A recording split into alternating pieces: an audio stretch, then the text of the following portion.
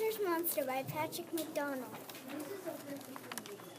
Grouch, Grump, and Little Gloom and Doom thought they were monsters. They lived in a dark monster castle high atop a dark monster mountain overlooking a monster-fearing village. Their little monster heads were always filled with big monster thoughts. Smash, crash, and bash, huffing and puffing, mad about nothing. Their 10 favorite words were no, no, no, no, no, no, no, no, no, and no. Every day they argued over who was the biggest, baddest monster, who could complain the loudest, who could throw the most terrible tantrum, who was the most miserable. The debates always ended in a brawl. One day they decided to settle the argument once and for all. Grouch got some tape, tack, staples, and glue. Grump found some gunk, digs, and gobs of goo. Gloom and Doom grabbed bolts, wire, and a smelly old shoe. Together they would make a monster, the biggest, baddest monster ever. They hoisted their creations into a stormy sky, where bam, a lightning bolt sent a powerful jolt through the creature. The monster started to twitch. "He's alive! Alive!" the little terror exclaimed. The monster roared as he stumbled around, tearing away his bandages. "Big!" Gloom squealed. "Bad!" Little Doom squeaked. "Monster!" they all cheered together. The growling giant reached toward them, and then in a deep, booming voice he said his first words. Thank you. He crushed them to his chest with a tight squeeze. Thank you, thank you, thank you. Monster wiggled his steady monster fingered and tapped his clunky monster feet. He looked around in wonder and threw open a window.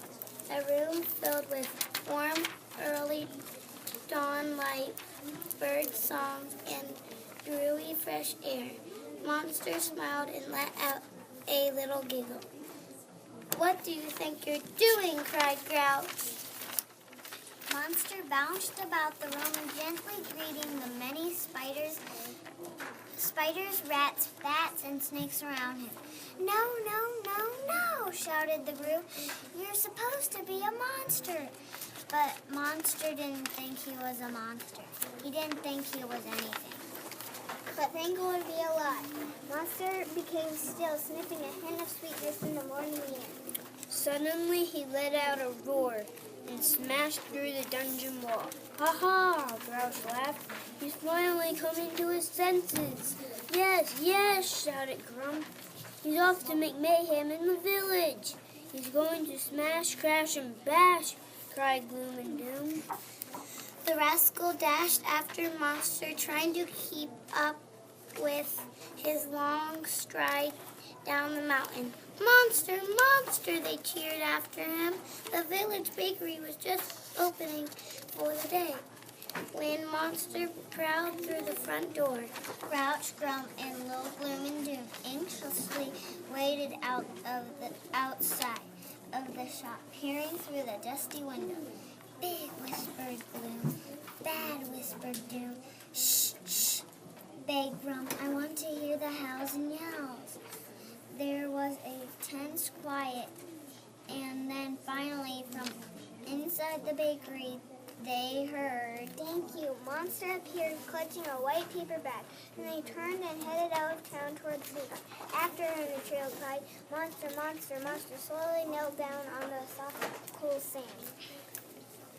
Grouch, Grump, and Little Gloom and Doom collapsed in a heap around him as they tried to catch their breath. Monster gently patted their heads. He carefully opened the bag and gave each of them a warm powdered jelly donut. Grouch, Grump, and Gloom and Doom were speechless. But then they remembered what their big bad monster had said. "Thank you." Monster looked at them and smiled. They looked back, and together they all started to giggle. Roush, Grump, Little Gloom and Doom, and their new friend sat quietly on the shore, watching the sunrise. And the seagulls playing and the seagrass dancing